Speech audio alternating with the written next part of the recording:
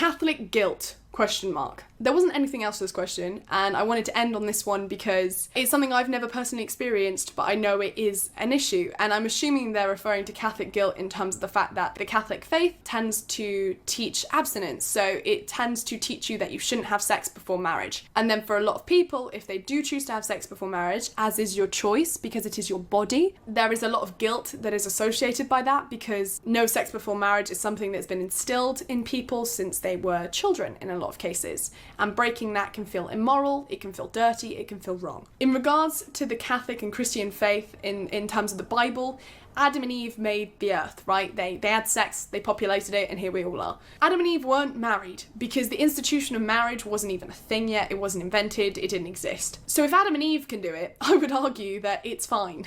And there are more important pillars of your faith in terms of being good to your neighbour and being kind to other human beings, being understanding, charity work, things like that that are more important to being a Christian or being a Catholic than saving yourself for marriage. So please try not to judge yourself too harshly by the whole no sex before marriage thing, because it doesn't invalidate your beliefs at all. And that is my personal opinion. Feel free to disagree. That is okay. I'm an atheist, I probably shouldn't be given advice on religion anyway. And that is the end of this video. This video was the first time I ever heard someone make the case that since Adam and Eve had premarital sex, therefore it is okay for others to do so. And so I thought it would be an interesting discussion to analyze this video and think about. As always, I have to clarify when making these types of videos that I am not a Catholic or Christian, so I don't really have an axe to grind here. And also, this is not a negative or hateful video, and do not harass this creator in any way. Same goes for all the videos I respond to. So first she says, Catholic guilt? Question mark. There wasn't anything else to this question, and I wanted to end on this one because it's something I've never personally experienced, but I know it is an issue. And she mentions never experiencing Catholic guilt and later identifies as an atheist. In general, the concept of guilt does not make much sense philosophically if God does not exist. It makes sense from a human standpoint based on evolutionary psychology, our upbringing, and zeitgeist. But from just a rational view, guilt does not make sense philosophically. It would be bizarre if humans are the only species who must follow moral principles. Why does this obligation arise for only one species out of the millions that exist? And where does this mysterious obligation come from that requires humans to be moral? If all humans gave up on morality altogether and became radical anarchists, is there anything in the universe that says that is wrong? If there is no God, there are no obligations. There is no mysterious force that requires you to give to charity, or to save yourself for marriage, or to risk your life to help a stranger.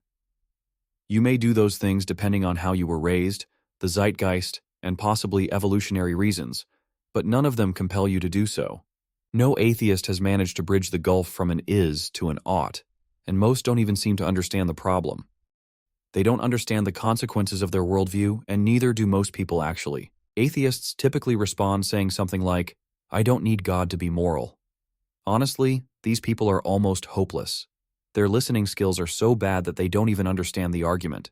They are not even at the point of disagreement, because they don't even understand the argument. They don't understand that morality doesn't exist if God does not exist. But they cannot accept that because they believe morality is real and don't believe in God, so they cannot accept the obvious conclusion. But many atheist philosophers bite the bullet and admit that morality does not exist if God does not exist. For example, Jean-Paul Sartre, someone I am not particularly impressed by, but for whatever reason is well respected, wrote, "The existentialist, on the contrary, finds it extremely embarrassing that God does not exist, for there disappears with him all possibility of finding values in an intelligible heaven. There can no longer be any good a priori, since there is no infinite and perfect consciousness to think it. It is nowhere written that the good exists, that one must be honest or must not lie, since we are now upon the plane where there are only men." Dostoevsky once wrote, "If God did not exist, everything would be permitted," and that, for existentialism, is the starting point. Everything is indeed permitted if God does not exist, and man is in consequence forlorn, for he cannot find anything to depend upon either within or outside himself. He discovers forthwith that he is without excuse. For if indeed existence precedes essence, one will never be able to explain one's action by reference to a given and specific human nature. In other words, there is no determinism.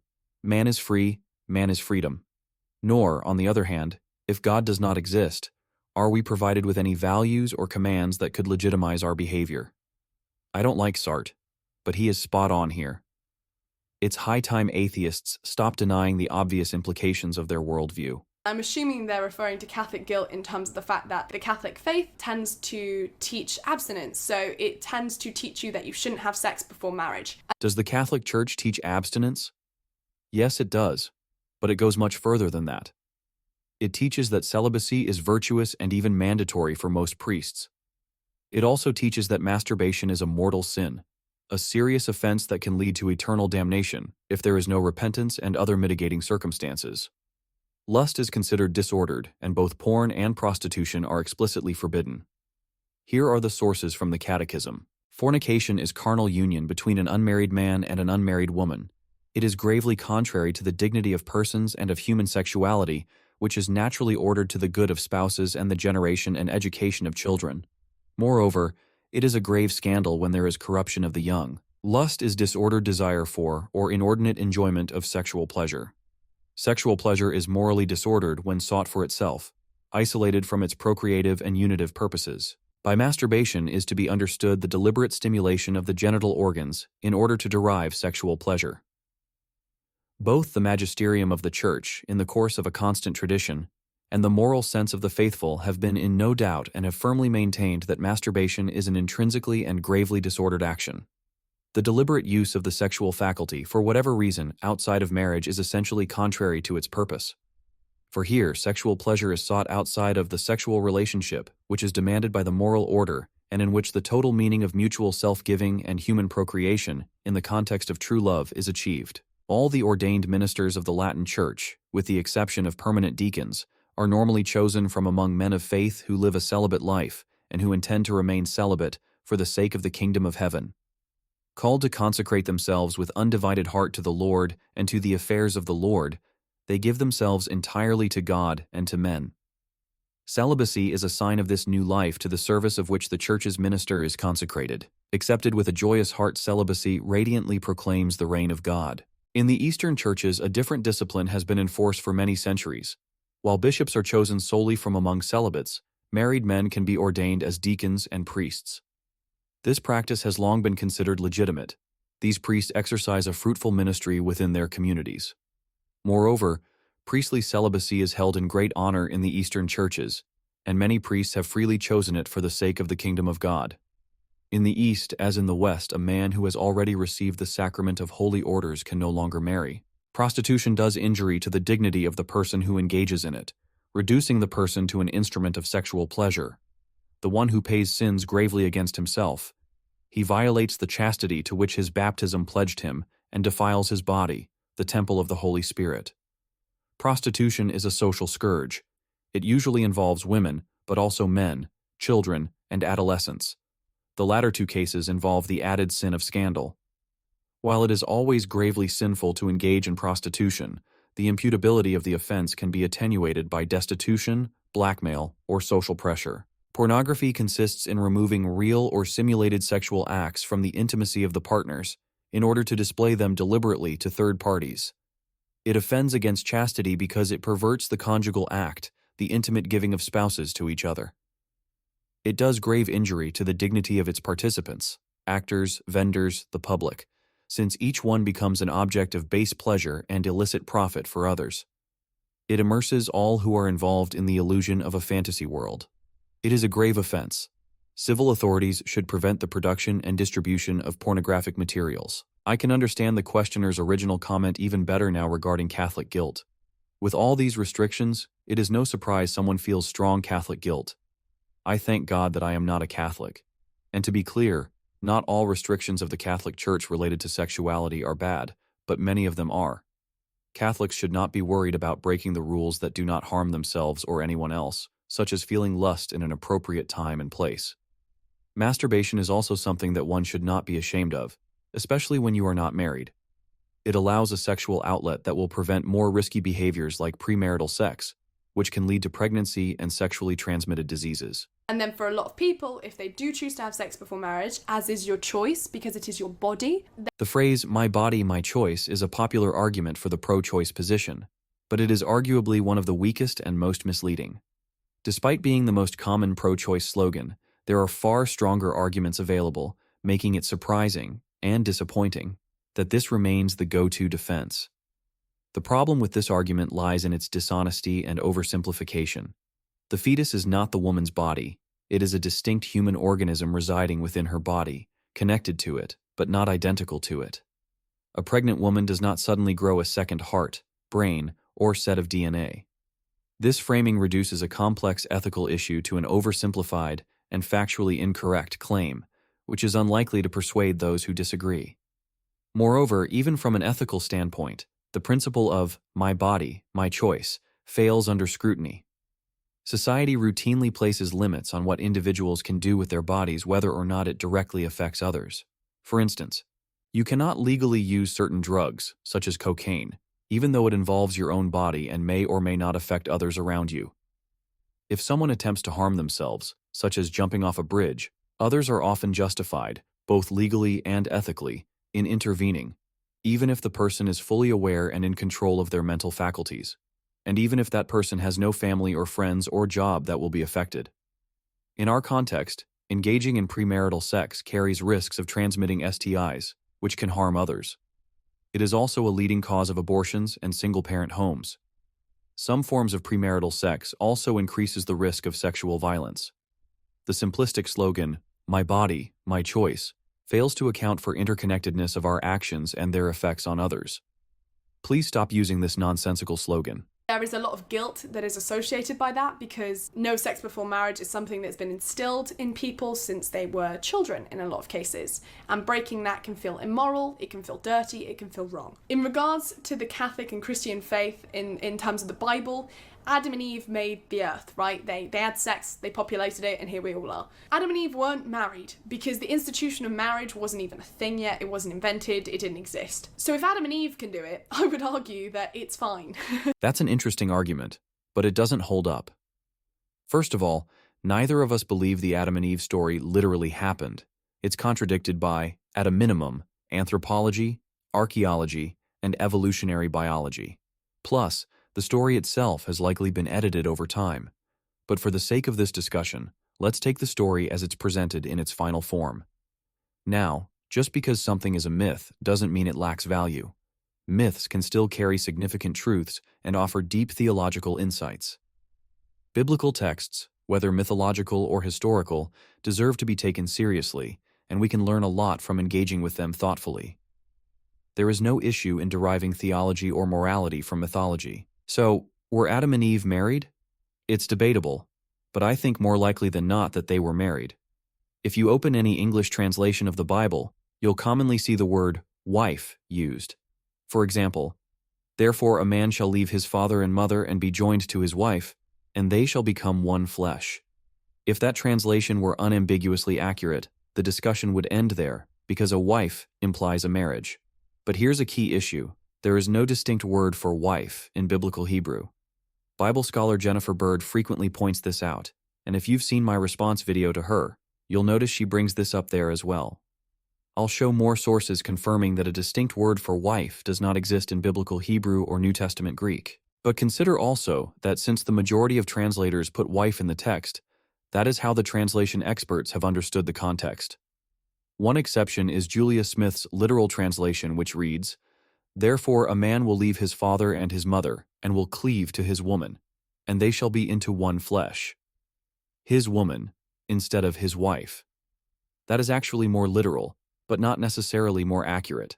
Interestingly, Julia Smith's translation is considered the first complete translation of the Bible into English by a woman, and she went with a strict literal approach. I'll present several sources that there is no distinct word for wife, so if you want to save some time, feel free to speed up the video to 1.5 speed or more. I won't be offended. I encourage people to watch most videos on at least 1.5 speed or higher, unless there is a good reason not to. You will learn so much more as you will be able to watch many more videos. For this reason, I also encourage listening to audiobooks and using text-to-speech software like Natural Reader or text-to-speech on Kindle. It will allow you to read at least twice or 3 times as much. I am surprised at how few people are encouraging the use of these tools. Professor of Archaeology Jenny Ebeling wrote, "Being married was the expected situation of an adult woman in ancient Israel, and not being married was a source of humiliation, Isaiah 4:1. There is no Hebrew word for wife.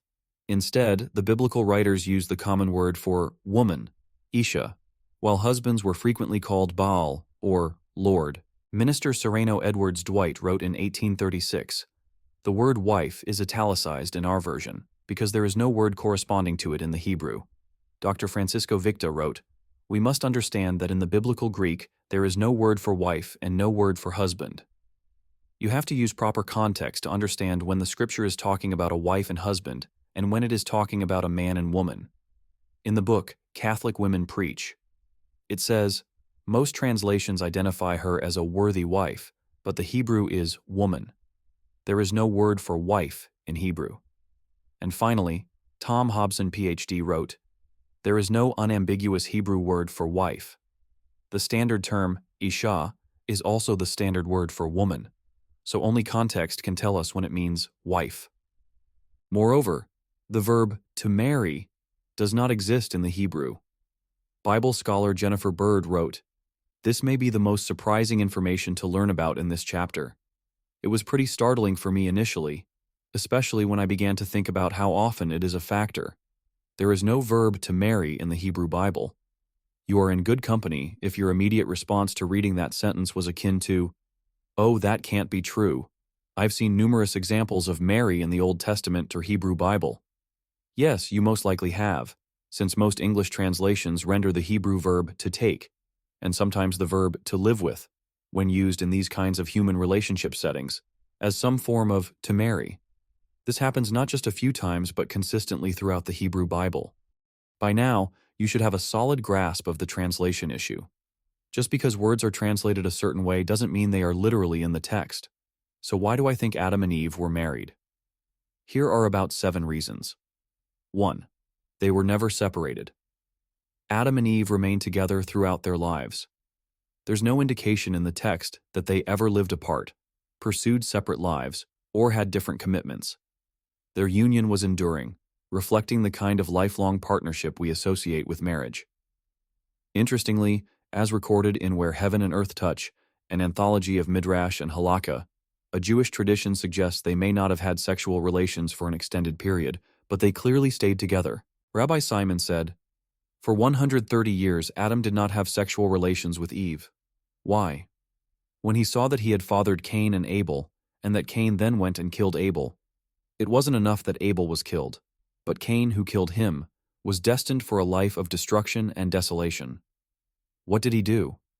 He ceased from having sexual relations for 130 years. What did the Holy One, blessed be He, then do? He doubled Adam's lust, and then Adam had relations with Eve, and Seth was born. The Holy One, blessed be He, said, 'The essential reason I created my world was that it should be populated.'" This teaching highlights an interesting contrast between Jewish and Catholic perspectives on lust, showing a very different understanding of its goodness. 2. They had and raised children together. Adam and Eve not only had children, but also raised them together. In most cultural and historical contexts, raising children as a unit is one of the primary functions of marriage. Their shared responsibility for their offspring demonstrates a level of partnership that goes far beyond mere companionship. 3. They were made for each other. In Genesis 2:18, God declares, "It is not good for the man to be alone. I will make for him a suitable helper." Eve wasn't just a companion. She was designed specifically to complement Adam, forming a purposeful and intentional partnership. 4. They never had any other sexual partners. The text presents Adam and Eve as exclusively committed to one another. There's no mention of either partner engaging in any other relationship, physical or otherwise. Exclusivity is a key characteristic of marital commitment, and their relationship reflects that principle clearly. 5. Genesis 2:24 includes Adam and Eve. Genesis 2:24 states, "Therefore a man shall leave his father and mother and be joined to his wife, and they shall become one flesh." While Adam and Eve didn't have earthly parents to leave, this verse is tied to their union as an archetype of marriage. In some ways, their relationship serves as a foundational example for the marital bond described in this verse. 6. Possessive language. The narrative surrounding Adam and Eve contains possessive language that implies an exclusive and committed relationship, much like marriage. The Hebrew text shows clear possessive dynamics. Smith's literal translation puts Genesis 3:6c as she will take from its fruit and will eat, and will give also to her man with her, and he will eat, stating her man is possessive. This isn't just some guy, this is her man, and most translators understand this, which is why they translate it as her husband. Side note. Isn't it interesting how when a man says my woman, it's sometimes viewed as possessive or problematic, yet when a woman says my man, it's completely acceptable. 7. The one flesh. Principle. The phrase, they shall become one flesh, in Genesis 2:24 isn't just poetic. It carries deep symbolic and literal meaning. It represents physical unity, emotional intimacy, and a shared life. This principle is central to the concept of marriage across cultures and time periods. The Berean Study Bible comments on this saying, the phrase one flesh, ehad basar, is profound, indicating a complete unity that transcends mere physical union. It encompasses emotional, spiritual, and relational oneness. This concept is foundational to the biblical understanding of marriage, symbolizing the intimate and exclusive nature of the marital relationship. It is legitimate to say that Adam and Eve were married according to the story. Using their relationship as an argument for premarital sex doesn't hold much weight. Even if we assume they weren't married, which is unlikely, it won't help Catholics much since the New Testament explicitly forbids fornication. So unless a Catholic only accepts only the first few chapters of Genesis while ignoring the rest of the Bible, this justification falls apart. Also, Adam and Eve made mistakes that, according to the story, humanity is still suffering from. If they did have non-marital sex, couldn't that simply be another mistake? It seems like an odd foundation for moral or theological justification. If someone counters that there was no ceremony, no priest, and no ring, that's not a strong argument. Marriage doesn't require those things. Imagine a small group of people stranded on an island. If two of them formed a lifelong, exclusive, supportive bond, had children, and stayed committed, wouldn't we call that marriage even without legal paperwork or a ceremony? Legal and cultural conventions are useful for society, but they are not essential for defining marriage. It's like university degrees. You don't need a degree to be an expert in something. Universities have no exclusive access to information. A degree is just an easy-to-recognize certificate, but someone who's studied deeply for 10 years independently might know far more than a graduate of a 2-year program. Yet society tends to recognize the piece of paper, not the knowledge. The same principle applies here.